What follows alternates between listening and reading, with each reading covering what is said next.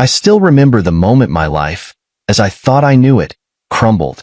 It wasn't dramatic in the way you'd imagine.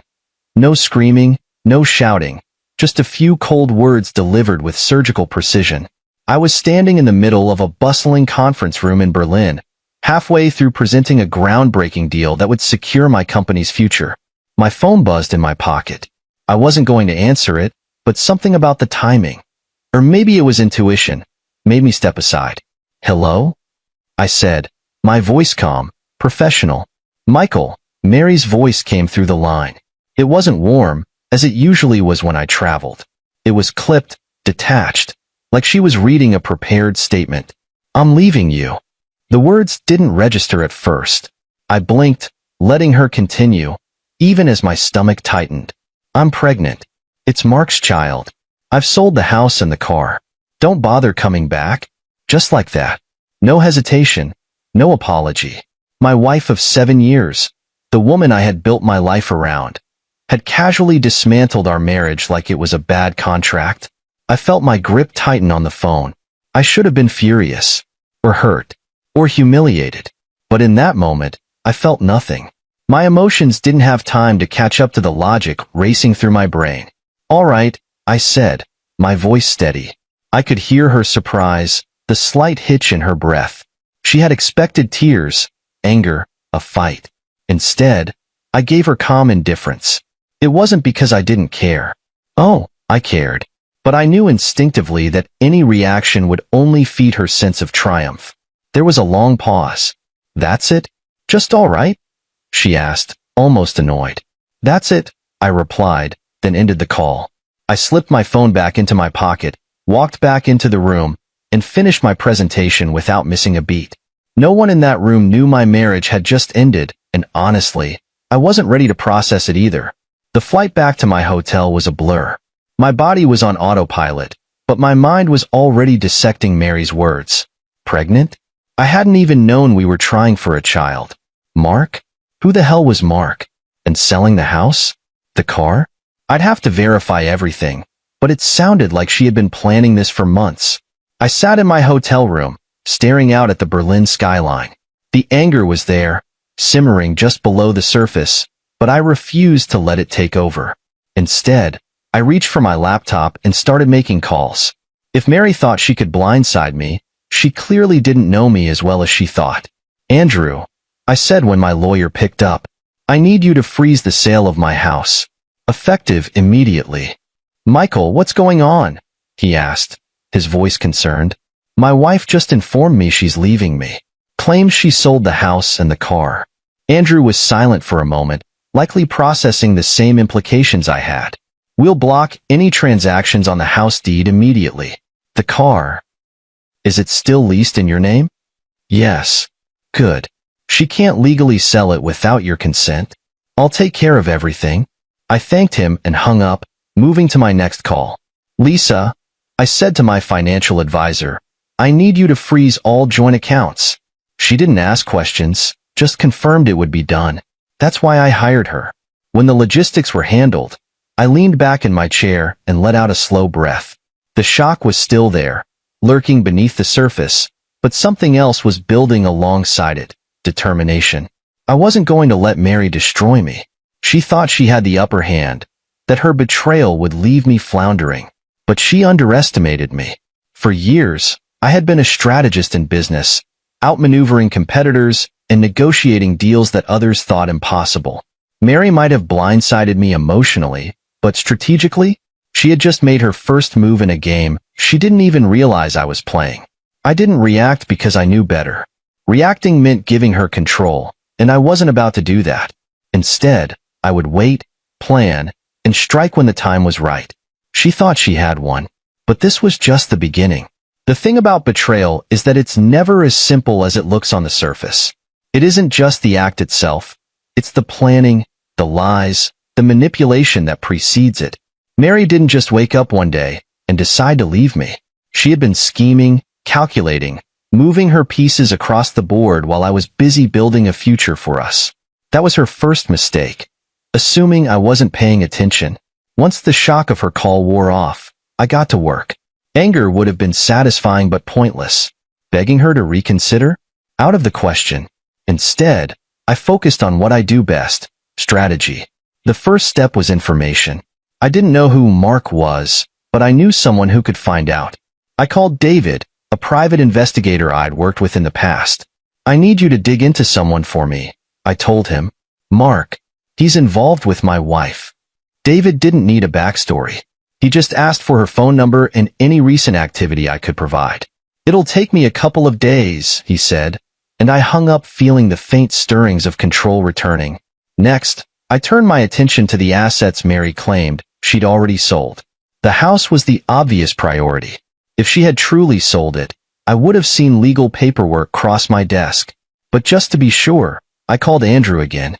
She can't sell it without my signature, right? Correct, he assured me. But she could list it. I'll check for any recent activity and flag it immediately.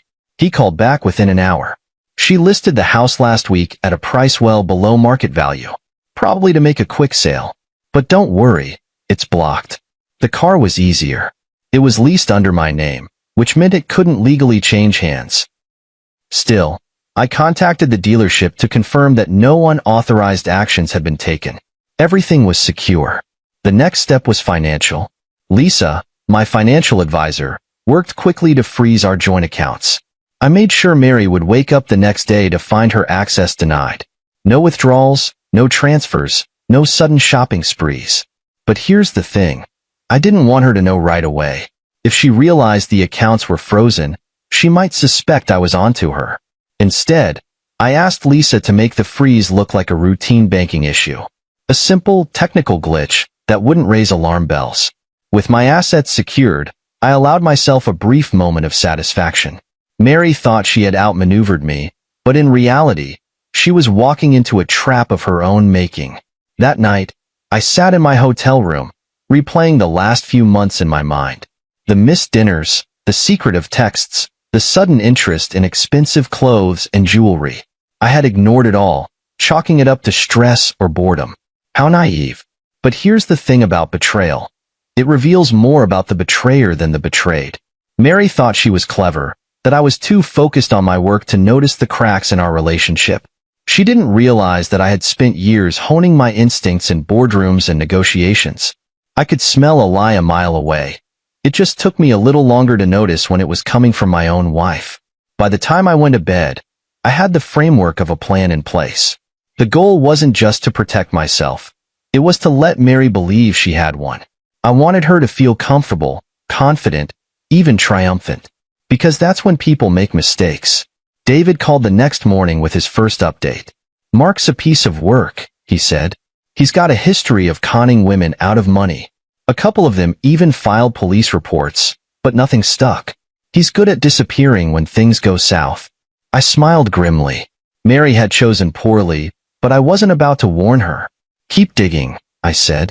I want everything, addresses, accounts, relationships, the works. David promised results, and I felt another piece of the puzzle click into place. The beauty of a well-executed plan is that it doesn't rely on rash decisions. It's deliberate, methodical, and devastating. Mary didn't know it yet, but she was playing a game she couldn't win. I allowed myself a moment of quiet satisfaction, staring out at the Berlin skyline. Mary thought she had stolen everything from me, but in reality, she had nothing. And when the time was right, I would show her just how wrong she was. Mary probably thought she had outsmarted me. I can imagine the smug satisfaction she must have felt, thinking she had everything wrapped up while I was thousands of miles away. She must have laughed to herself, imagining me walking into an empty house, confused and helpless. But what she didn't realize is that I had already laid the groundwork to dismantle her illusion piece by piece. While I was strategizing abroad, Mary was busy playing house with Mark, living in a fantasy world that would soon crumble beneath her. The first cracks began to show when she tried to access our joint account. I had deliberately orchestrated this moment. The accounts were frozen, but Lisa had flagged the freeze as a banking glitch. Mary likely called the bank, frustrated and impatient, only to be told that the issue was being resolved and she just needed to wait. I pictured her pacing the living room, perhaps with Mark lounging nearby, feeding her empty reassurances. Mark, of course, had no idea that his golden goose was about to run out of eggs. Meanwhile, Mary had listed the house for a quick sale. She had no idea the transaction had been blocked. Andrew informed me that she even found a buyer willing to pay cash. They'd likely agreed on a closing date, with Mary planning to pocket the money and make a fresh start. But when the paperwork stalled, she must have been confused. She probably assumed it was just a bureaucratic delay. I wondered if Mark started to get suspicious, but I doubted it. A man like him wasn't in this for the long haul. He was biding his time, waiting for the payout before moving on to his next target. While Mary and Mark reveled in their perceived victory, David, my private investigator, sent me daily updates. "Mark's getting comfortable," David told me during one of our calls. "He's been seen driving around in your car and spending time at your house. Seems like he thinks he's won the jackpot." "Let him think that," I replied. David also uncovered a string of exes Mark had conned over the years. One woman had lost her savings after Mark convinced her to invest in a fake business. Another had given him access to her credit cards, only to find herself drowning in debt when he disappeared. "He's good at what he does," David said. "So am I," I responded. While Mary played her games, I continued mine. I sent her a casual text. "Hope everything's going well at home. I'm wrapping up here and we'll be back soon." It was deliberately vague, designed to keep her guessing. She didn't reply, of course. I didn't expect her to, but I knew she'd read it and wonder what I knew, or what I was planning. A week later, David called with a significant update. "Mark's been using Mary's name to apply for loans," he said. "Small amounts, probably testing the waters to see how much he can get before she catches on." I let out a low laugh. "She won't catch on," I said. "She's too busy believing her own lies." But that wasn't all. David had uncovered another twist. Mark had been in contact with another woman, someone he'd been stringing along on the side. It was clear that Mark had no intention of sticking around once he'd milked Mary dry. "Send me everything," I told David. Meanwhile, Mary was busy throwing what she likely thought was her freedom party. I got wind of it through mutual acquaintances. She had invited friends over to celebrate her new life, parading Mark around like some kind of prize. "She's telling everyone you're the reason the marriage fell apart," one of my friends informed me. "Apparently, you were too focused on work, and she felt neglected." I wasn't surprised. Mary needed to play the victim to justify her actions. Let her. I didn't care what story she spun because I knew the truth, and so would everyone else when the time was right. As the days passed, I imagined Mary starting to feel the pressure. The house sale hadn't gone through. The bank glitch was unresolved. Mark was likely growing impatient, and her funds were dwindling. I allowed her to stew in the chaos, letting her think she was still in control. Every move I made was calculated to keep her in the dark until the moment of reckoning. Because while Mary thought she was living her best life, she was really living on borrowed time. And when that time ran out, she wouldn't know what hit her. It's ironic, really. While Mary and her lover were basking in their delusional triumph, I was halfway across the world, closing the kind of deal most people only dream about. The Berlin partnership had been months in the making, a high-stakes negotiation that required precision, patience, and no small amount of charm. In other words, exactly the kind of skills I needed to handle the situation back home. The deal wasn't just about money. It was about securing my legacy. This wasn't just a contract. It was a statement to the world and, perhaps more importantly, to myself. I wasn't a man who crumbled under pressure, and I certainly wasn't one to be outplayed. The final day of negotiations was intense. My team and I sat across from a group of stoic Germans, their expressions unreadable as we went over the finer points of the agreement. Despite the pressure, my focus didn't waver. If anything, the chaos in my personal life had sharpened my determination. I couldn't control Mary's actions, but this was mine to win. When the deal was finally signed, there was a moment of silence, followed by a handshake that seemed to last a lifetime. I smiled for the cameras, gave a brief interview, and then excused myself to return to my hotel. The moment I stepped into the elevator, I allowed myself a deep breath.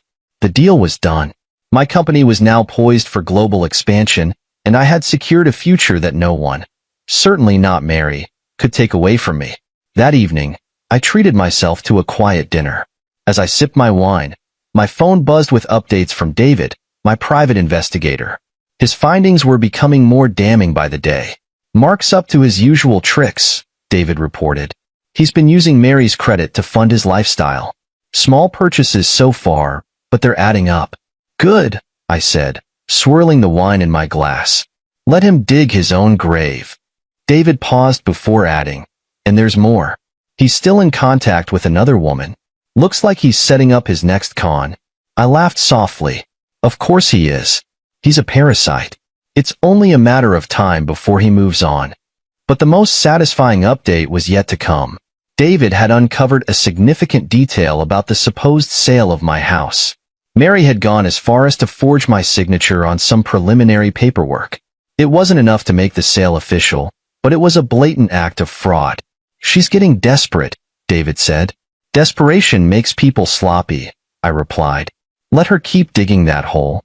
Later that night, I called my lawyer, Andrew, to discuss the next steps. "How airtight is our case if we take this to court?" I asked. "Very," Andrew said confidently.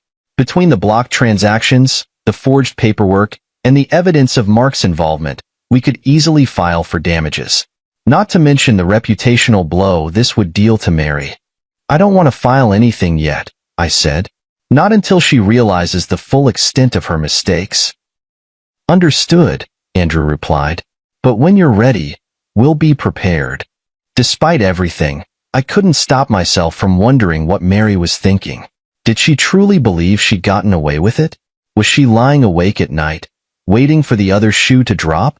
Or was she still so confident in her victory that she hadn't even considered the possibility of failure? Part of me wanted to confront her, to lay all my cards on the table and watch her squirm. But I knew better. Timing was everything. If I revealed my hand too soon, she'd have time to regroup. No, it was better to let her feel secure, to let her dig herself deeper into the mess she'd created. The next morning, as I prepared to leave Berlin, I received a final update from Lisa, my financial advisor. "We've secured all your accounts," she said. "Even if she tries to access them through a loophole, she won't get a dime." "Good," I said. "And what about the joint investments?" "Frozen," she replied. "She can't touch them without your consent." "Perfect," I said, a small smile playing on my lips. "Keep everything locked down. I want her to feel the full weight of her decisions." As my plane took off, I stared out the window at the sprawling city below. Berlin had been a success, both professionally and personally. I had proven to myself, and to Mary, though she didn't know it yet, that I was a man who thrived under pressure. I wasn't just surviving this betrayal, I was thriving because of it. When I landed back home, everything would be in place. Mary thought she had won, but she was about to learn that I don't lose. Not in business, not in life, and certainly not to someone like her. By now, Mary probably thought she was living her best life. I could almost see it. Her and Mark sitting in my house, sipping expensive wine she hadn't paid for, laughing at my supposed cluelessness. She was basking in the illusion that everything had gone according to her plan. But illusions have a way of shattering, and hers was about to come crashing down. It likely started small, almost unnoticeable. Mary's first real hint that something wasn't right would have been the banking issue. She'd wake up one morning, maybe a little hungover from another night of celebrating, and decide to withdraw cash for one of Mark's endless demands. Only, instead of the transaction going through, she'd see the words "insufficient funds" flash across the ATM screen. Her first reaction would have been confusion, maybe a little annoyance. She'd call the bank, and they'd tell her there was a temporary freeze on the account due to suspicious activity. Routine protocol, nothing to worry about. At least that's what they'd say. But that tiny seed of doubt would plant itself in her mind. I can picture her pacing the living room, phone in hand, trying to sound calm as she explained the situation to Mark. He wouldn't care about the details. He'd care about the money. Men like Mark always do. The next blow would come with the house. She must have felt smug when she listed it for a quick sale, thinking she'd bypass all the red tape by pricing it low. But then, out of nowhere, the paperwork stalled. Her real estate agent would call, apologetic but firm, explaining that there was a legal issue with the deed. "What legal issue?" she'd demand, her voice rising. "Well, The agent would say hesitantly, "It seems your husband hasn't signed off on the sale." Her stomach would drop. I know Mary well enough to guess how she'd react. First, she'd blame the agent for incompetence. Then she'd blame me, ranting about how I was trying to ruin her life. Finally, she'd realize that she was running out of options. Mark, meanwhile, wouldn't have the patience for any of this. Men like him are parasites. They thrive when the host is healthy and abandon it the moment it starts to weaken. He'd start pulling away, making excuses to leave the house or handle business. Mary would notice, of course, but she'd pretend not to. Desperation does strange things to people. I imagine Mary started trying to regain control, maybe by reaching out to old friends for financial help. But that's the thing about betrayal. It isolates you. Once people see what you're capable of, they start to distance themselves, unsure of when the knife might turn on them. I didn't have to imagine much, though, because David's updates painted a clear picture of her unraveling. "She's panicking," he told me during one of our calls. "I caught her on camera arguing with Mark outside your house. Looks like he's on his way out." "Good," I said. "Let him leave. It'll make the next part easier." "Do you want me to intervene?" David asked. "Not yet," I replied. "Let her keep digging. I want her to feel it completely." As the days passed, the cracks in Mary's world widened into chasms. She tried to withdraw money again, denied. She tried to contact the real estate agent about the house, stonewalled. Even her calls to Mark started going unanswered. The best part? She tried calling me. 3 times. I let them all go to voicemail. Each time, her voice grew more frantic. "Michael, please call me back. I don't know what's going on, but we need to talk. Michael, I'm begging you. This is serious. I need your help. Michael, you can't just ignore me. This is your fault. Call me back." I didn't respond to any of them. Let her stew in the mess she created. The final straw came when David uncovered the truth about Mark's escape plan. "He's been withdrawing small amounts from Mary's personal account," David told me. "Looks like he's been funneling it to a separate account under a fake name." I laughed. Classic Mark. Any idea where he's headed? "South America, if the passport records are legit," David said. I nodded. "Let him go. He'll get what's coming to him eventually." When Mark finally disappeared, Mary was left alone in the ruins of her own making. She was broke, pregnant, and trapped in a house she couldn't sell. Her world, which had seemed so perfect just weeks ago, was now nothing more than a crumbling facade. I almost felt sorry for her. Almost. But the truth is, Mary's downfall wasn't an accident. It was the result of her own choices, her own greed, and her own betrayal. All I did was step aside and let her destroy herself. The flight back home felt surreal. As the plane descended, I wasn't just returning to the same city I'd left weeks earlier. I was stepping into a battleground. But the fight was over before it had even begun. I had won, and Mary didn't even know it yet. I kept my emotions in check as the flight attendants made their final announcements, though a faint smirk tugged at the corners of my lips. The stage was set, the players in place. All that remained was the final act. The moment I stepped into the terminal, I saw her. Mary. She was standing near the baggage claim, looking as though she hadn't slept in days. Her hair was disheveled, her clothes wrinkled, and her expression, well, it was the kind of look that only comes from realizing your world is falling apart. I stopped in my tracks for a moment, letting the scene sink in. I didn't need to ask why she was there. She wasn't waiting to greet me out of love or regret. She was desperate. "Michael," she called, rushing toward me.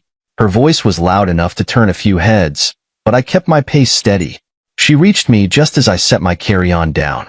Her eyes were wild, her hands trembling as she grabbed my arm. "What happened?" she demanded, her voice a mix of anger and panic. "Why is everything gone? The accounts, the house, the car. What did you do?"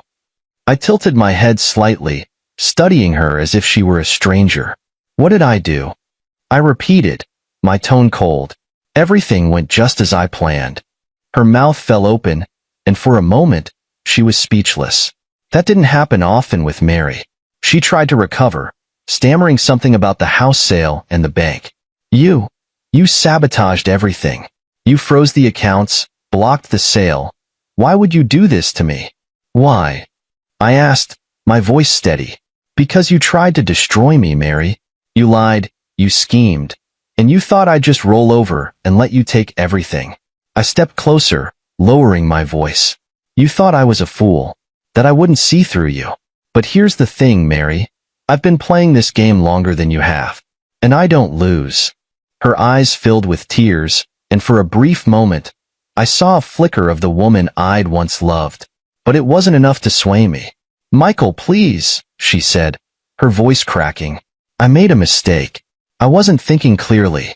Mark, he manipulated me. I raised an eyebrow. Mark manipulated you? Is that what you're telling yourself now? She nodded desperately, as if clinging to the idea that I might still believe her. He lied to me, Michael. He promised me things, but he's gone now. I realize how wrong I was. Please, just give me another chance. I let out a bitter laugh. Another chance? Mary, you didn't just make a mistake. You made a choice. A deliberate, calculated choice to betray me. You sold the house, you drained the accounts, and you flaunted your affair in my face. Now, you want me to forget all of that because Mark left you high and dry? She flinched at my words, but I didn't stop. I warned you once, Mary. I told you not to underestimate me, but you didn't listen. And now, you're reaping what you sowed. She dropped to her knees right there in the middle of the terminal. Please, she begged, tears streaming down her face. I have nothing left. I need you. For a brief moment, I felt a pang of something, pity, maybe, but it was fleeting. You need me? I said, crouching down to meet her gaze. Where was that sentiment when you called me and told me you were leaving? When you sold our house out from under me? When you lied about being pregnant with another man's child? Her sobs grew louder, drawing more attention from passers-by. I stood up, unwilling to let her drag me into her performance. You made your choices, Mary, I said, my voice firm. Now, you have to live with them. I grabbed my carry-on and started to walk away. She called after me, her voice hoarse and pleading. Michael, please, don't leave me like this. I paused for a moment, glancing over my shoulder. You left me first, Mary. Remember that. And with that, I walked out of the terminal, leaving her behind in the chaos she had created. The ride home was quiet, my thoughts a mix of satisfaction and resolve. This wasn't just about revenge, it was about reclaiming my life. Mary had tried to break me, but she'd only made me stronger. As I pulled into the driveway of my new apartment, a sleek, modern space I'd secured while still abroad, I felt a sense of peace. Mary's chapter in my life was over, and the next one was just beginning. 2 days after the airport scene, Mary called me again. Not that I had expected her to stop. Her messages had gone from frantic, pleading to indignant rage, all sprinkled with a dose of self-pity. I ignored every single one. Then, she sent a text. We need to talk. Please. Just one meeting. I thought about ignoring her again, but something in me wanted closure. Maybe it was curiosity. What excuse would she conjure up now? Or maybe, I just wanted to see how far she'd fallen. Whatever the reason, I agreed. We met at a small cafe downtown. I chose the location deliberately, neutral ground where she couldn't cause a scene. I arrived first, ordered a black coffee, and waited. When she walked in, I barely recognized her. The confident, poised Mary the first once knew was gone. She looked disheveled, her face pale and her eyes red-rimmed, likely from sleepless nights and endless crying. Michael, she said, her voice trembling as she sat down. I nodded curtly, leaning back in my chair. Mary. For a moment, neither of us spoke. She fidgeted with her hands, avoiding my gaze. I let the silence stretch, watching her squirm. Finally, she blurted out, I'm sorry. I raised an eyebrow. For what, exactly? For everything, she said quickly. For lying to you, for hurting you, she choked on her words, tears welling in her eyes. For betraying you. I sipped my coffee, letting her words hang in the air. Go on, I said. She took a shaky breath. I don't know what I was thinking. Mark, he seemed so different at first. He promised me things, adventure, freedom, a life I thought I wanted. But it was all lies. He used me, Michael. He took everything and left me with nothing. I let out a low laugh, shaking my head. You expect me to believe that Mark manipulated you? That you had no part in this? Her face crumpled. I didn't mean for it to go this far. You just what? I interrupted, my voice sharper than I intended. You just decided to sell our house without my knowledge? To drain our accounts? To flaunt your affair while I was halfway across the world, working to build a future for us? Tell me, Mary, which part of that wasn't your choice? She flinched at my words, her tears spilling over. I was selfish, she admitted, her voice barely above a whisper. I thought I wanted something different, but I didn't realize what I was throwing away. I didn't realize what I had until it was gone. I leaned forward, resting my elbows on the table. And now you realize? She nodded, looking at me with those same pleading eyes she used when she wanted to get her way.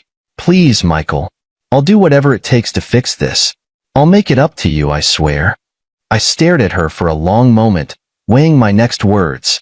Then, I reached into my bag and pulled out a manila folder, sliding it across the table. What's this? She asked, hesitating. Proof, I said simply. Proof that you didn't just betray me. You destroyed yourself in the process. She opened the folder, her hands trembling as she flipped through the documents. Bank statements showing her unauthorized withdrawals. The fake signatures she used to try to sell the house. Photos of Mark with another woman, his next target. Her face went pale as she read the final document. A court motion prepared by my lawyer, Andrew. This is... She looked up at me, her voice cracking. You're filing charges? I shrugged. Not yet. That depends on you. Her tears started again, and for the first time, I saw genuine fear in her eyes. Michael, please don't do this. I've already lost everything. I can't lose more. You lost everything the moment you betrayed me, I said coldly. I'm giving you a chance to walk away without legal consequences. But make no mistake, Mary, this is the last chance you'll ever get from me. She nodded quickly, clutching the folder like it was a lifeline. I'll do whatever you want. I'll leave. I'll stay out of your life. Just don't take this to court. I stood, grabbing my coffee. You'll leave the house immediately, I said. Andrew will be in touch to ensure a clean separation. If you so much as try to contact me again, the motion gets filed. She opened her mouth to argue, but thought better of it, nodding instead. As I walked out of the cafe, I felt a weight lift off my shoulders. The confrontation hadn't been easy, but it had been necessary. Mary's tears, her apologies, they didn't matter. What mattered was that I was finally free of her. For the first time in weeks, I felt like I could breathe again. The woman I had once loved was gone, replaced by someone I no longer recognized.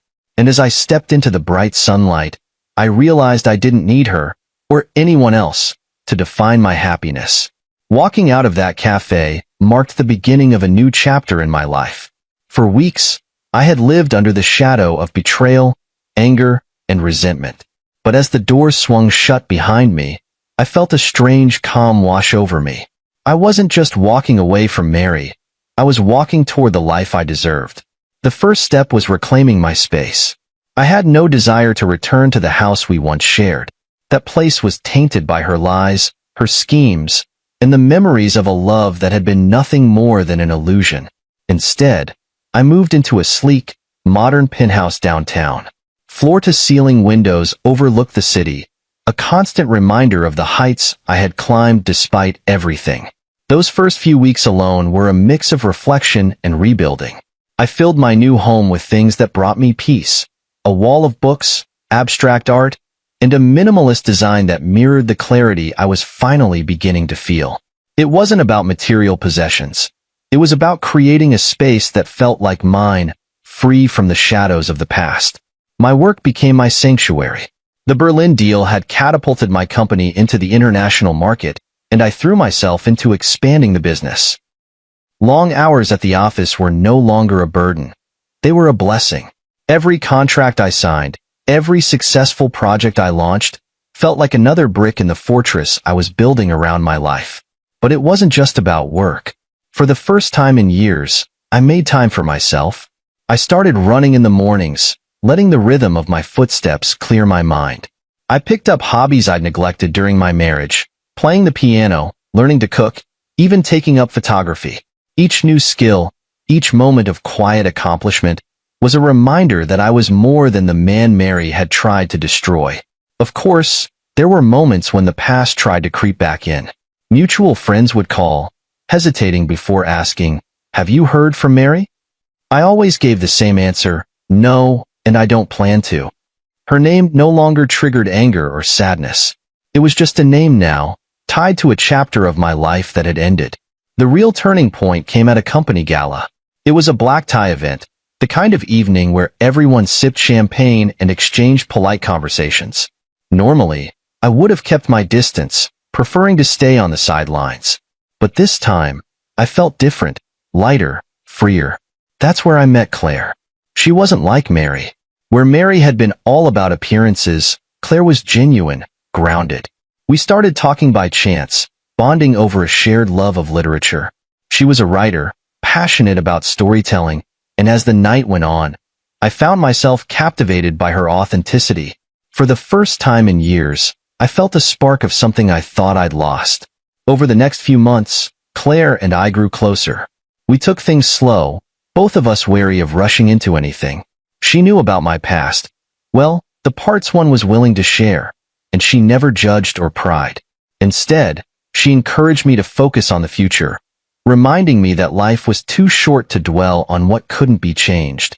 With her, I discovered a different kind of happiness. It wasn't flashy or dramatic. It was quiet, steady, and real. Meanwhile, Mary's absence was barely noticeable. The separation agreement was finalized without incident, and Andrew informed me that she had moved to a small apartment on the outskirts of town. According to David, Mark had never returned, and Mary was now struggling to make ends meet. I could have felt vindicated, maybe even smug, but honestly, I didn't feel much of anything. Her downfall wasn't my concern anymore.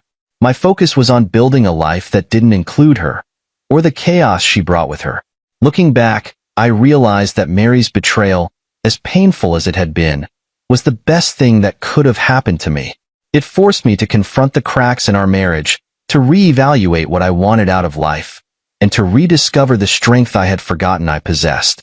Now, standing on the balcony of my penthouse, a glass of whiskey in hand, I felt a sense of peace I hadn't felt in years. The city lights stretched out before me, a testament to the endless possibilities that lay ahead. This was my new beginning, and for the first time, I was ready to embrace it. Mary's life unraveled like a thread caught in a storm. After our final meeting at the cafe, she disappeared from my radar. I didn't seek out updates, but they found me anyway. Whispers through mutual friends, occasional reports from David, and the stray rumors that always circulate in social circles. The picture they painted was grim, but not unexpected. Mary moved into a cramped apartment on the outskirts of town, far from the life of luxury she had once enjoyed. With no Mark, no house, and no access to the accounts she tried to drain, she was left scraping by on odd jobs. The glow of her socialite life had dimmed, replaced by the harsh realities of her new circumstances. But her troubles didn't end there. One day, David called me with an update that caught even me off guard. "You're not going to believe this," he said. "Mary's being sued by one of Mark's other victims. Turns out he used her name to secure a loan, and now the creditors are coming after her." I chuckled, shaking my head. I guess karma works faster than I thought. David hesitated. "Do you want me to intervene?" "No," I said firmly. "She made her bed. Let her lie in it." As much as I wanted to let go, a small part of me wondered if Mary truly understood the depth of her betrayal, not just to me, but to herself. She had destroyed her own life in pursuit of something that never existed, and now she was paying the price. Months passed, and I began to notice a shift in how people spoke about me. At first, there had been pity, sympathy for the man whose wife had betrayed him, but now there was respect. My name carried weight, not just because of my professional success, but because of how I had handled everything. I hadn't crumbled. I hadn't lashed out. I had simply moved forward, leaving the wreckage behind me. That respect came to a head at a company gala. It was one of those glittering events where everyone wanted to be seen, and I was no exception. But this time, I wasn't alone. Claire was by my side. Her presence a quiet testament to the new chapter one was building. As we mingled with guests, I couldn't help but reflect on how far I'd come. A year ago, I had been a man blindsided by betrayal, scrambling to protect what I had built. Now, I was stronger, wiser, and more determined than ever. Mary, meanwhile, had faded into the background. The last I heard, she was working at a small boutique, trying to stay afloat. She had written me a letter, a long, rambling apology that alternated between regret and justification. "I made mistakes," she wrote. "I know I hurt you, and I'll never forgive myself for what I did. But I was lost, Michael. I didn't know what I wanted, and I didn't realize what I had until it was gone." I read the letter once, then tucked it away in a drawer. I didn't respond. There was nothing left to say. The night of the gala ended with Claire and me standing on my penthouse balcony, the city lights stretching out before us. She leaned against the railing, her face illuminated by the soft glow of the skyline. "You've been quiet," she said, turning to look at me. "Just thinking," I replied. "About her?" I shook my head. "No, about everything. About how much can change in a year." She smiled, reaching for my hand. "Well, here's to change." I raised my glass, clinking it against hers. "To change," I said. As I stood there, I realized something important. Mary's betrayal hadn't broken me. It had freed me. It had forced me to confront the cracks in my life and rebuild something stronger. It had taught me the value of loyalty, the importance of resilience, and the power of letting go. I didn't need revenge or validation. I didn't need her regret or her apologies. All I needed was the future I was creating for myself. A future filled with possibilities, untainted by the mistakes of the past. This was my triumphant end. Not because I had one, but because I had moved on. And for the first time in a long time, I was truly happy. I should have known. Looking back now, all the signs were there, little moments, offhand comments, subtle shifts in behavior that, had I been paying attention, would have told me exactly where I stood in my own family. But I wasn't paying attention. I was too busy being the provider, the dependable one, the fool who thought love and sacrifice were enough to keep a family together. I was wrong. Let me introduce myself. My name is Malcolm. I'm 58 years old, and for the better part of my life, I did what a good husband and father was supposed to do. I worked hard. I built a life for my family. I provided, protected, and made sure they had more than I ever did growing up. I wasn't born into wealth. No silver spoon, no inheritance waiting for me at the end of some trust fund. I worked for everything. I started at a small accounting firm, climbing my way up the corporate ladder while Deborah, my wife, stayed home to raise our daughter Sophia. It was a role we both agreed on. She wanted to be there for Sophia full time, and I wanted to make sure they never had to worry about money. So I worked hard. Late nights at the office, missed weekends, skipped vacations, all of it to make sure my family had the best. I bought us a comfortable house in Rosewood Heights, a quiet suburban neighborhood where kids rode their bikes down the street and families gathered for Sunday barbecues. I made sure Sophia went to the best private schools, paid for every extracurricular activity she wanted, and when the time came, I wrote the check for her entire college tuition. Debt-free. No loans. Just a father taking care of his daughter. And I never once asked for a thank you. You see, I never needed gratitude. That wasn't why I did it. I did it because they were my family. My wife, my daughter, they were my world. But somewhere along the way, something shifted. Maybe it was subtle at first, small moments I brushed off because, surely, my own wife and daughter wouldn't take me for granted. Like the way Deborah started making financial decisions without me. Small at first. An expensive piece of furniture here, a last-minute vacation there. Whenever I questioned it, she'd wave me off, saying, "You can afford it, Malcolm. Why are you making a big deal?" Or the way Sophia's gratitude became expectation. She never hesitated to ask for money, new clothes, trips with friends, an apartment in the city, but the words, "Thank you, Dad," became rare, almost non-existent. Then there was the wedding. When Sophia got engaged to Tyler, a corporate attorney from a well-off family, I was thrilled for her. I offered to pay for the wedding, despite Tyler's parents insisting they could handle half. "No, I had said, smiling at my daughter. This is my gift to you. I want you to have the wedding of your dreams. I should have seen it then. The shift in Sophia's expression, the way her eyes flickered toward her mother, as if silently confirming something between them. I should have paid attention when Deborah started making all the decisions without asking for my input. The venue, the guest list, the catering, all handled by them, while I signed the checks like some faceless sponsor. I should have noticed the way they never talked about the wedding when I was around. But I didn't. Because why would I?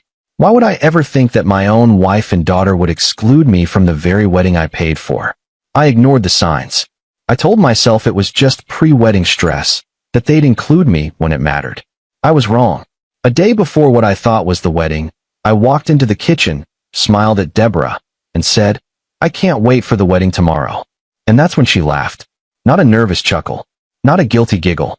A full-blown, amused chuckle as if I had just told the funniest joke she'd ever heard. What? She said, still smiling. The wedding happened yesterday. That moment, that exact moment, split my life into two parts. Before that moment, I was Malcolm, the devoted husband and father, the provider, the man who did everything for his family. After that moment, I became something else. Because standing there in my own kitchen, staring at my wife's smug expression, I felt something inside me snap. Not in rage, not in heartbreak, but in cold, quiet realization. They had never planned to invite me. This wasn't some scheduling mistake. They had deliberately left me out. I turned to Sophia, waiting for her to correct her mother. She didn't. Instead, she hesitated, then picked up her phone, tapped the screen a few times, and held it up for me to see. There they were. All of them. Deborah, Sophia, Tyler, the in-laws, my siblings, my nieces and nephews, smiling, laughing, celebrating, at a wedding I paid for.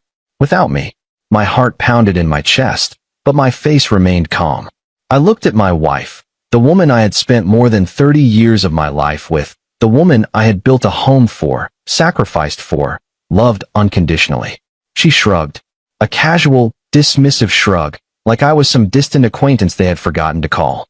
Guess I forgot to tell you, huh? She said it like it was nothing. Like I meant nothing. That was the moment I knew. They didn't just take me for granted. They didn't just see me as the wallet, the provider, the necessary burden in their perfect little lives. They saw me as irrelevant. I set my coffee mug down on the counter. Carefully. Without a word. Without a reaction. Deborah raised an eyebrow, waiting for me to explode, to yell, to demand an explanation. Sophia shifted uncomfortably, sensing that I wasn't reacting the way she expected. I didn't give them the satisfaction. I turned around, walked to the hallway, grabbed my coat from the rack, and stepped outside into the cold air. No yelling. No questioning. No begging to be included. Because in that moment, I realized something they had failed to consider. I had spent my whole life taking care of them. But they had never once considered what would happen if I decided to stop. I pulled out my phone, scrolled through my messages. No missed calls. No texts. I wasn't an afterthought. I wasn't a thought at all. I took a deep breath, exhaled slowly, and whispered to myself, let's see how much they laugh when I walk away for good. Because that's exactly what I was about to do. And they were about to regret every second of it. I stood outside my own house, the cold air biting at my skin, but it was nothing compared to the chill that had settled deep inside me. I should have been angry, furious, heartbroken, but I felt none of those things. Instead, I felt empty. It wasn't just the betrayal. It was the realization that I had spent my entire life believing in an illusion. An illusion of love, family, loyalty. I had built my world around them, sacrificed for them, trusted them, only to find out I was never truly part of theirs. They hadn't forgotten me. They had excluded me on purpose. That fact settled in my bones like an unbearable weight, heavier than any exhaustion I had ever felt before. I stared at my phone, my fingers numb from both the cold and the silent rage curling in my gut. No missed calls. No texts. No last-minute explanations. Nothing. Not even a fake attempt to cover up what they had done. I exhaled slowly, watching my breath cloud in the winter air, and did something I never thought I'd do. I opened my banking app. For the first time in decades, I looked at my finances not as a provider, not as a husband or father, but as a man who had been used. A man who had been nothing more than an ATM to his own family. There it was, every mortgage payment, every credit card bill, Every check sent to Sophia, every monthly deposit into Deborah's personal account. All done by me. For them. And they had the audacity to throw a wedding without me? I inhaled sharply, my fingers tightening around my phone as I scrolled through my transactions. The wedding payments. Every single venue deposit, catering expense, floral arrangement, dress fitting, and luxury honeymoon package had been covered by me. And yet, they had looked me in the eye, laughed in my face, and acted like I was irrelevant. I had funded an event I wasn't even considered worthy enough to attend. My mind was running, piecing everything together, and with each realization, something inside me hardened. This wasn't just a moment of forgetfulness. This wasn't accidental. This was calculated. I turned around and walked back toward the house, my steps slow, deliberate. I wasn't sure what I expected to find when I walked back inside. Maybe a sliver of remorse. Maybe even a half-hearted attempt at an apology. But when I stepped through the front door, all I heard was laughter. Deborah's light, careless chuckle. Sophia's amused giggle. I stopped just before entering the dining room, listening. "Dad's going to be fine," Sophia was saying, her voice casual, unconcerned. "He always gets over things." "Exactly," Deborah agreed. "You know how he is. He sulks for a while, then he moves on. I told you, honey, he wouldn't have fit in at the wedding anyway. It was elegant. You know how stiff he can be." My blood turned to ice. Elegant? Stiff? I took a slow, measured breath and stepped into the room. The second they saw me, the conversation stopped. Sophia stiffened, her lips pressing together. Deborah looked up at me, her face smooth, unreadable. They weren't guilty. They were waiting. Waiting for me to act the way they expected, angry at first, but eventually forgiving. Because that's what I had always done. I let things go. I kept the peace. I swallowed my hurt because I thought that's what family was supposed to do. Not this time. "So," I said, keeping my voice steady, "you threw a wedding without me." Sophia sighed, already tired of the conversation she had barely participated in. "Dad, please don't make this dramatic." I arched an eyebrow. Dramatic? I wasn't even invited to my own daughter's wedding. "It wasn't like that," Deborah cut in smoothly. "We just figured." "No," I interrupted, my voice dangerously calm. "You didn't forget. You decided I didn't belong." No one spoke. I looked at Sophia. "Do you have any idea what you've done?" I asked. She shrugged. "Dad, you're acting like we abandoned you. It was just a wedding. I'm still your daughter. You're still my father. Nothing changes." Nothing changes. I let those words sink in. The sheer audacity of them. They had excluded me, mocked me behind my back, used me, and still expected me to continue providing for them as if nothing had happened. I was done. Completely, entirely done. "Right?" I said softly, stepping back from the table. "Nothing changes." They didn't notice the shift in my tone. They didn't realize I had just made the biggest decision of my life. Deborah took a sip of her wine. "Malcolm, don't be childish. You're making a big deal out of nothing." "A big deal out of nothing," I repeated. Sophia rolled her eyes. "Dad, come on. We had limited seats, and Mom thought." "Mom thought?" I repeated. "So you had no say in your own wedding guest list." Sophia hesitated. And that's when I saw it. She hadn't cared enough to argue. She hadn't cared enough to fight for me. I nodded slowly, stepping back toward the hallway. "Got it." Deborah raised an eyebrow. "Where are you going?" "I need some air," I said simply. I grabbed my coat again, walked outside, and did what I should have done years ago. I opened my banking app again, and one by one, I started shutting it all down. The mortgage payments? Stopped. The credit cards in Deborah's name? Canceled. The monthly deposits into Sophia's account? Gone. The inheritance fund I had set up for her? Revoked. They didn't need me at the wedding. Let's see how well they did without my money, either. I stood on the porch, taking in the quiet night, feeling lighter than I had in years. They thought I was predictable. They thought I would always bend, always forgive, always stay. But they had made one critical mistake.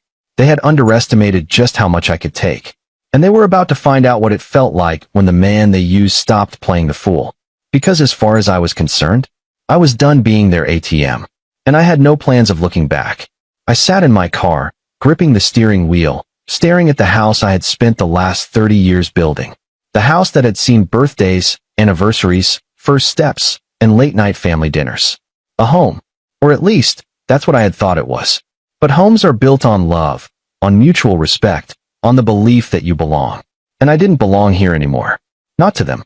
To them, I was a bank account with legs, a walking convenience. The one they turned to when bills needed paying, when debts needed clearing, when dreams needed funding. But when it came to including me in their lives, I was disposable. And the worst part? I had let it happen. For years, I had excused it, ignored it, rationalized it. I had told myself, that's just how families are. I had let myself believe that as long as I kept giving, kept sacrificing, they would see my worth. But they had seen my worth. They just never valued it.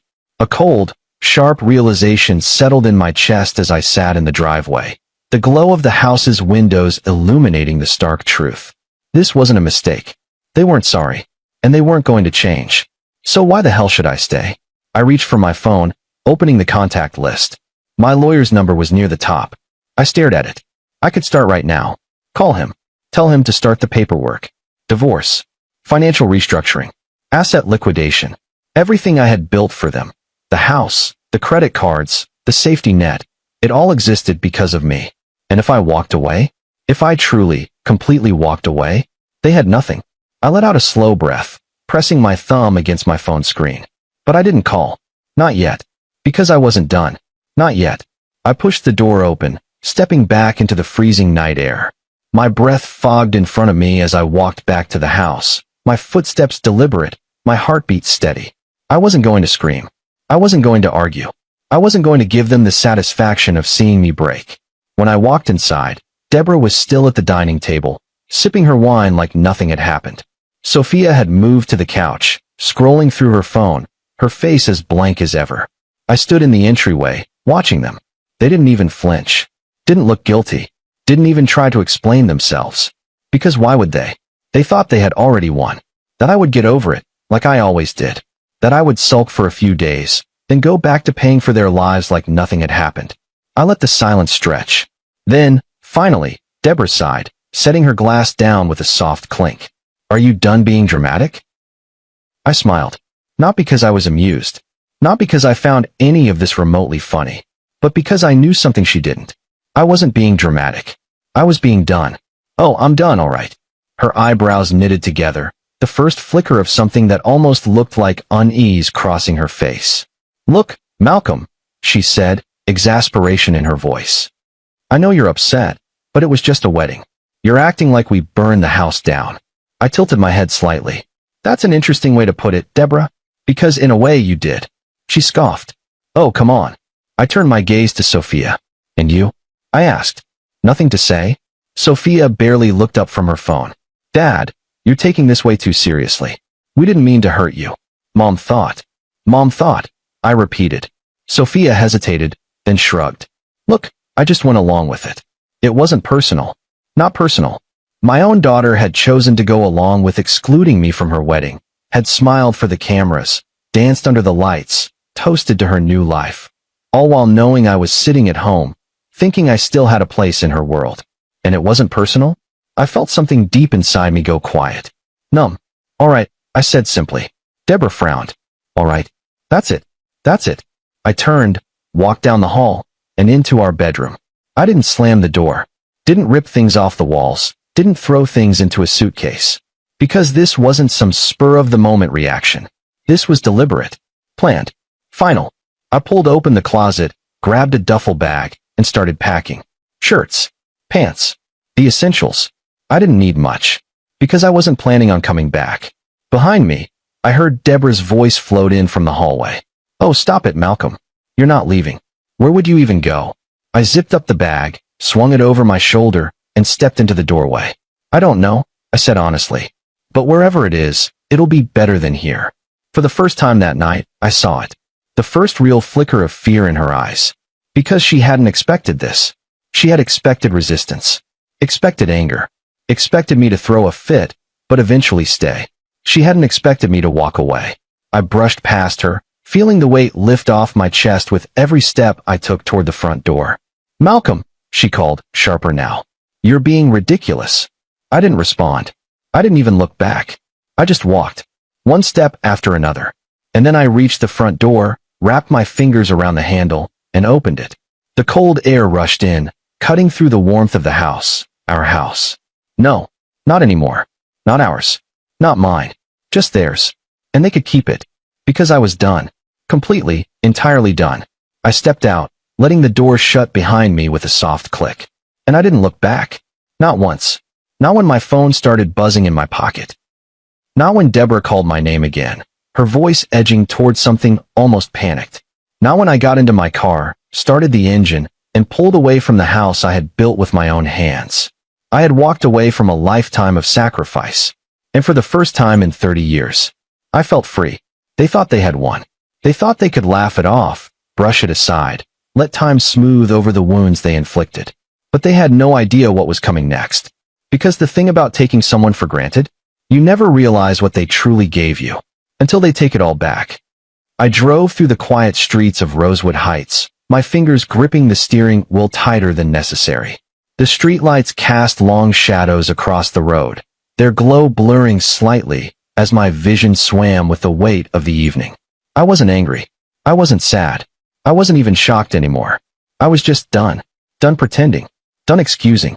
Done sacrificing for people who had made it abundantly clear that my worth to them began and ended with how much money I could hand over. It was a strange thing to realize, that the family you had built your entire world around had never truly considered you a part of theirs. And now, they were about to feel what that meant. As I pulled into the parking lot of a small motel on the outskirts of town, I reached for my phone. Not to call Deborah. Not to respond to the barrage of messages and missed calls that had started the moment I walked out the door. I had no interest in what they had to say. Instead, I opened my banking app. For years, I had handled our finances alone. It had been a necessity, really. Deborah had never cared about managing money, and Sophia had never been interested in understanding where all the luxury she enjoyed came from. So I had managed it all. The mortgage, the credit cards, the savings accounts, the monthly deposits into Sophia's checking account, the household expenses Deborah never even glanced at, the medical insurance that covered not just my family, but her mother as well. I had funded their entire world, and they had laughed in my face. That ends tonight. With a few taps, I froze the joint account Deborah had access to. Her credit cards? Canceled. The mortgage auto payments? Stopped. The monthly allowance Sophia received like clockwork? Gone. I moved my personal savings into a new, separate account, one with only my name on it. I wasn't a fool. I knew Deborah would see the changes soon. She'd call the bank, try to override the restrictions, throw a fit when she realized that, for the first time in her life, she had no control over me. And then, she'd panic. And that's what I was waiting for. I set the phone down, leaning back against the cheap motel headboard, staring at the ceiling. For the first time in my life, I felt light. I had spent decades giving. Tonight, for the first time ever, I had taken back. And they were about to realize just how much I had given them. The first signs of desperation. I woke up to 26 missed calls. I let them sit there, untouched, as I went about my morning. By the time I had showered, grabbed coffee from the lobby, and stepped outside into the crisp morning air, the messages had started rolling in. First, Deborah. Malcolm, what the hell is going on? My card just got declined at the store. Did you forget to pay the mortgage? I just got an email about a late fee. Call me now? Okay, this isn't funny. My accounts are frozen. I can't access anything. Fix this. Then, Sophia. Dad, my card isn't working. Did something happen with the bank? Dad, answer me. Mom's freaking out. Okay, seriously, what's going on? I have bills to pay. Are you mad about the wedding? Come on, Dad. It wasn't personal. You're making a huge deal out of nothing. Oh, there it was. The entitlement. The casual dismissal. The assumption that I would cave. They still didn't get it. They still thought I was playing a game. I smirked, sipping my coffee, as I scrolled to the next message. Deborah again. Malcolm, you are acting childish. You can't just cut us off like this. We are your family. There it was. The family card. I exhaled slowly, setting the phone down. They weren't worried about me. They weren't calling because they had realized their mistake. They were panicking because they had just lost their safety net. And they had no idea what to do. The first phone call. It didn't take long. By noon, my phone was ringing again. I let it go to voicemail the first 2 times. But by the third, I was curious. I answered. Malcolm. Deborah's voice was shrill, breathless. I could hear noise in the background, probably the bank. Morning, Deborah, I said, calmly sipping my coffee. There was a pause. She hadn't expected me to sound so at ease. What the hell is going on? She snapped. Why can't I access our accounts? Why is everything frozen? I hummed. Huh, that's weird. Malcolm, this isn't funny. Who said I was joking?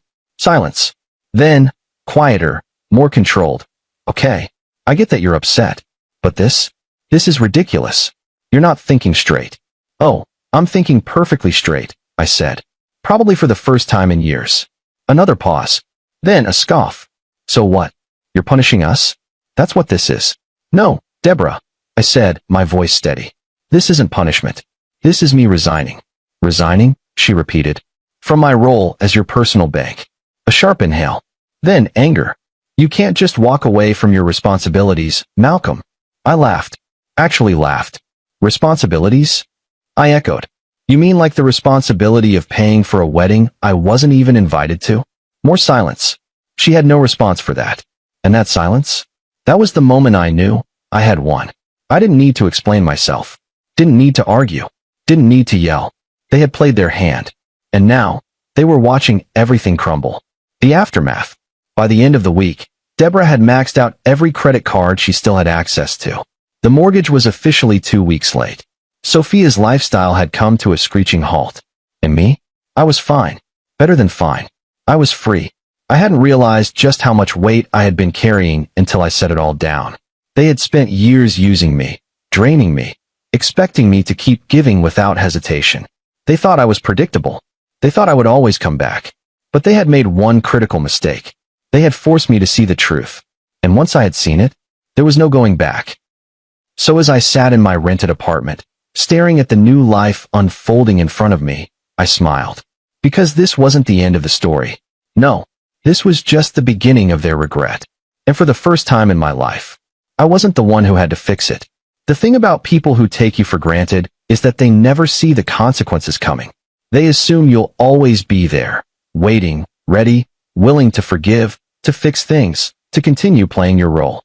And for years, I had been the provider, the problem solver, the man who always came through.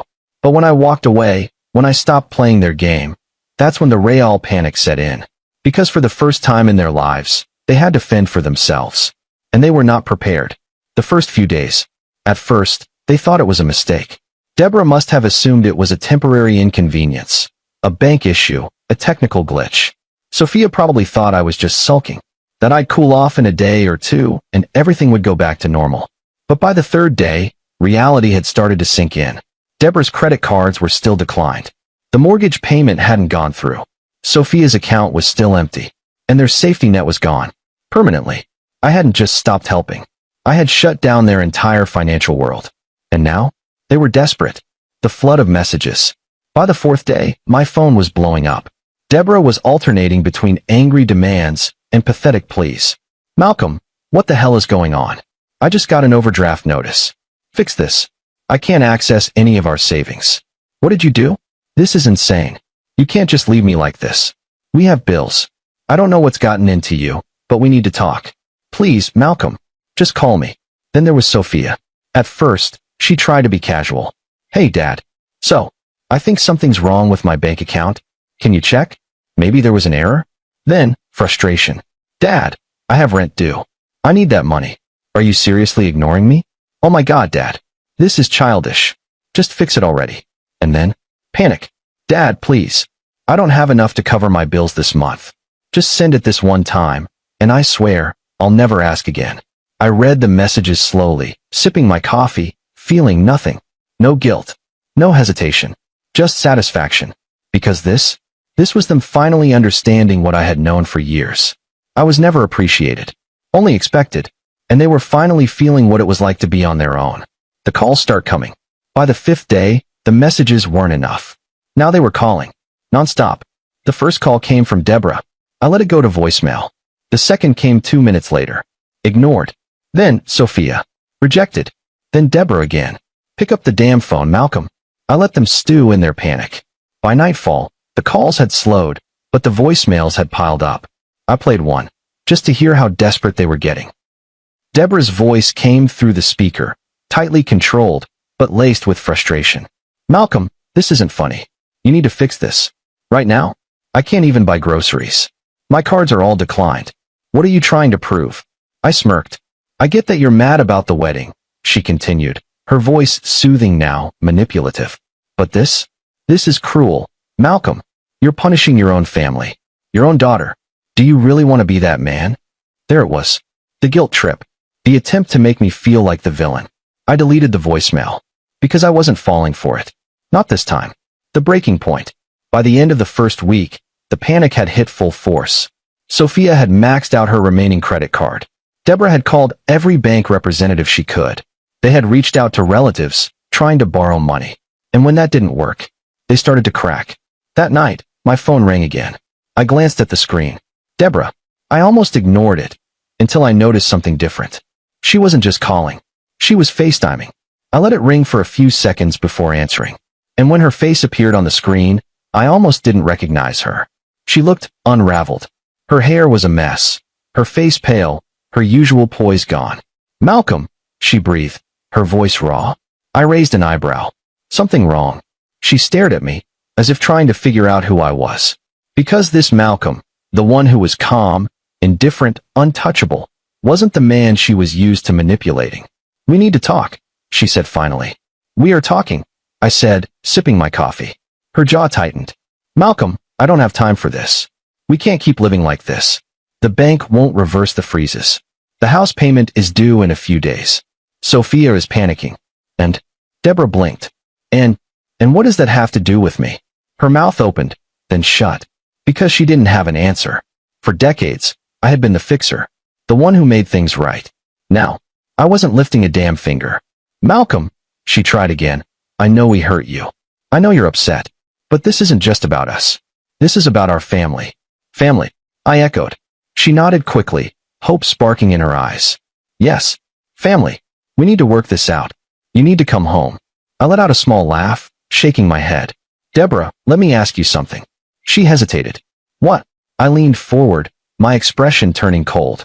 Did I look like family when you threw a wedding without me? Silence. Complete. Utter. Silence. Deborah's face drained of color. Because she knew. She knew there was no coming back from this. Good night, Deborah, I said calmly. And then, I ended the call. The final realization. That night, I slept better than I had in years.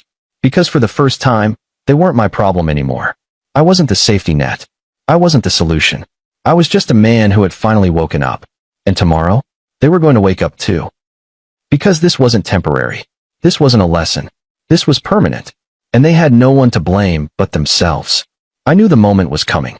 The moment where they stopped pretending this was a misunderstanding and started realizing what they had actually done. It had taken longer than I expected. They had wasted time yelling, blaming, demanding, convinced that their outrage would somehow reverse the situation. But when their credit cards stayed frozen, when the mortgage default notices arrived, when Sophia's landlord started asking about her late rent, and when the groceries in the fridge started running low, that's when they understood. And that's when they came to find me. The knock on my door. It was a quiet morning. Peaceful.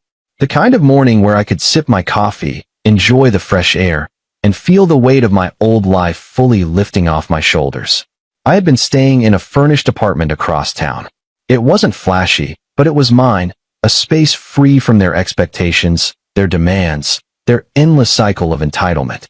I had just settled into my chair, my phone on silent, when the knocking started. Loud. Persistent. I didn't need to look through the peephole. I already knew who it was. Deborah and Sophia. And just like that, the moment had arrived. I set my coffee down slowly, exhaled through my nose, and walked to the door. I let them knock one more time. Harder. Then, I opened it. Face to face with desperation. Deborah looked exhausted, her hair a mess, her eyes dark with frustration. Sophia, standing just behind her, wasn't much better.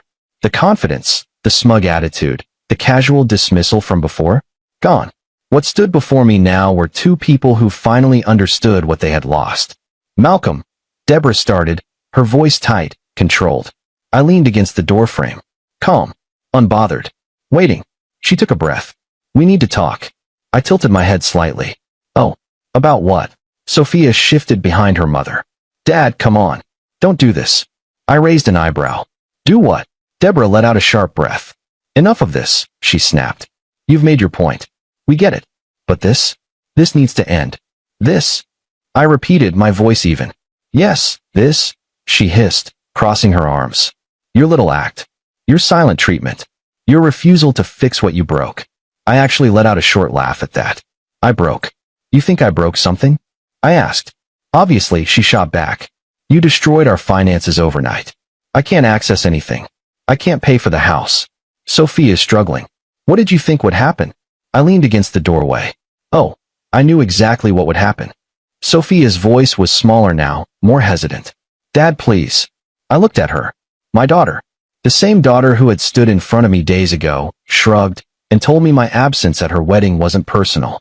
The same daughter who had spent years taking and taking, never giving a damn about what it cost me. And now? Now she wanted mercy. I let the silence stretch between us. Then I smiled. No. The outburst. Deborah's eyes widened.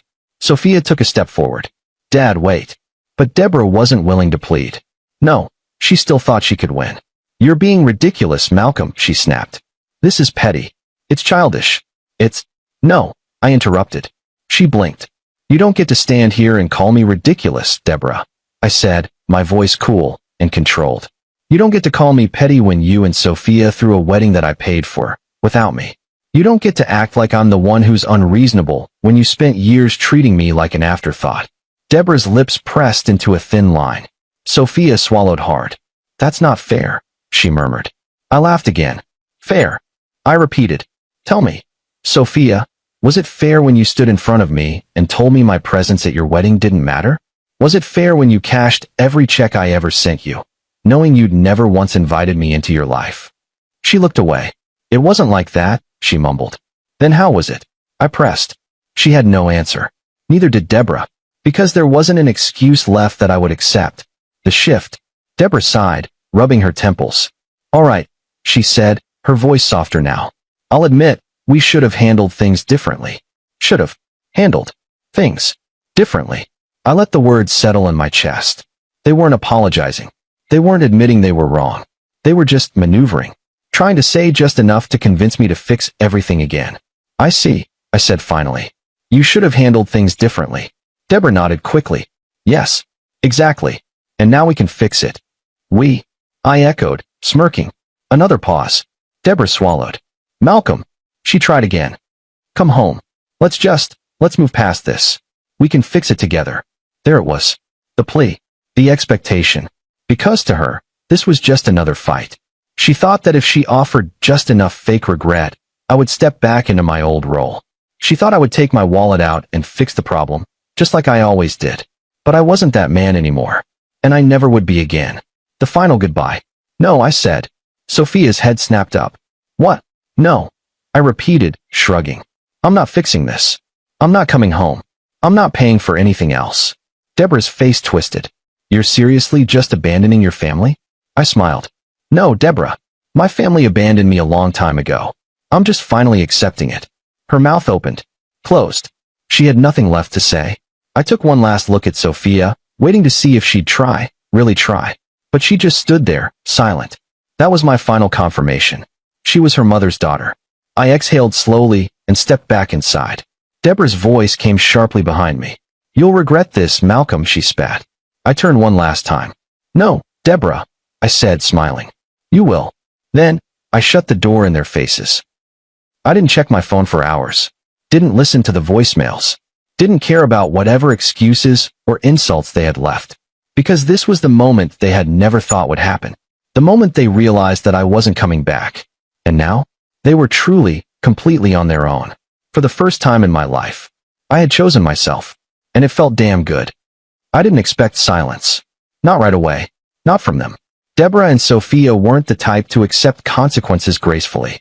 They had spent years knowing that no matter what they did, no matter how careless, entitled, or dismissive they were, I would always be there to clean up the mess. So when I shut the door in their faces, I fully expected round two to begin. The shouting, the guilt trips, the threats. But for the first time, they had nothing left to say. That told me everything I needed to know. They weren't just angry.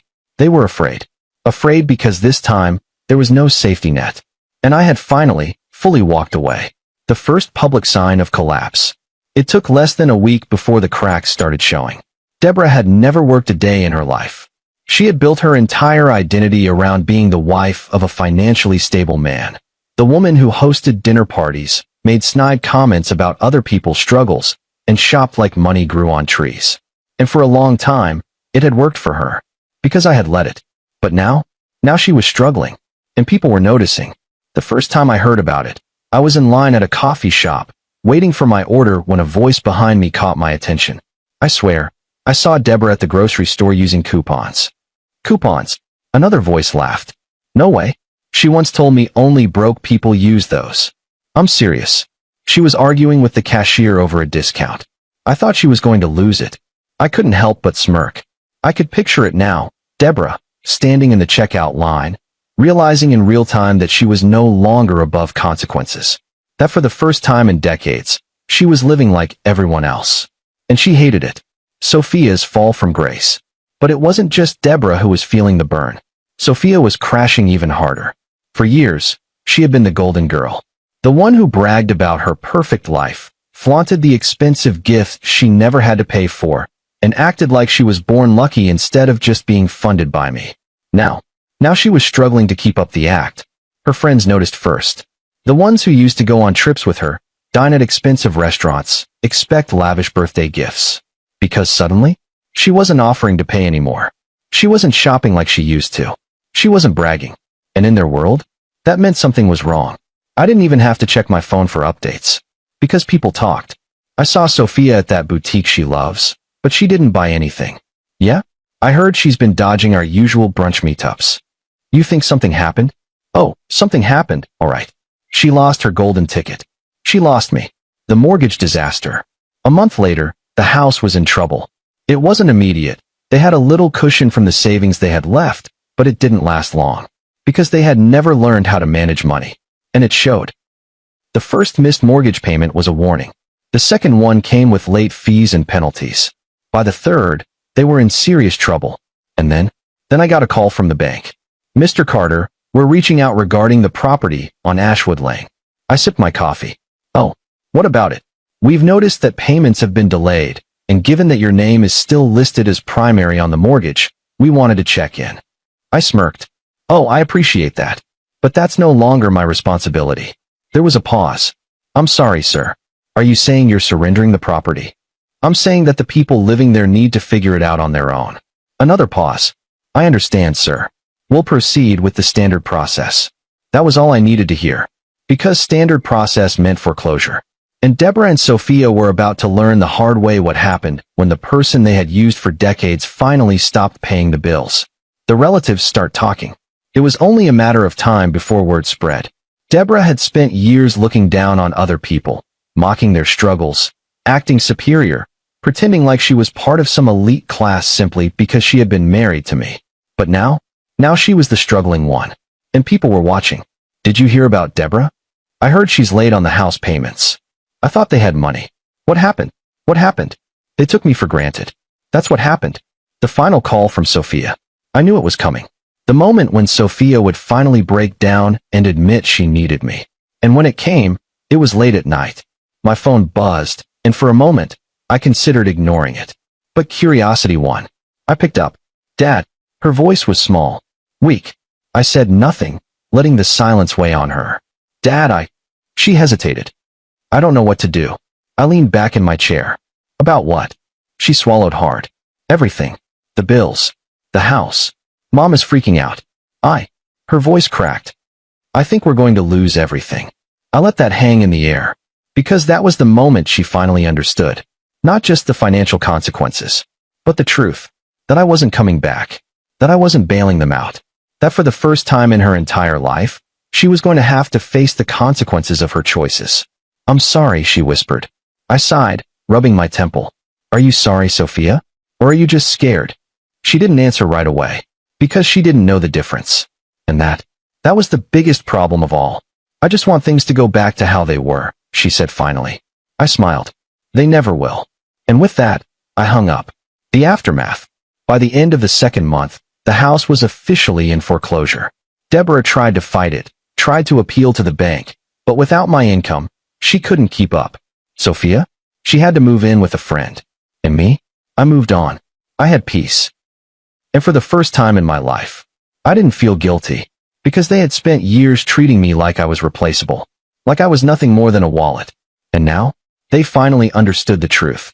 I was the only reason they ever had anything at all. And when I walked away, they lost everything. I closed my eyes, taking a deep breath. This wasn't just revenge.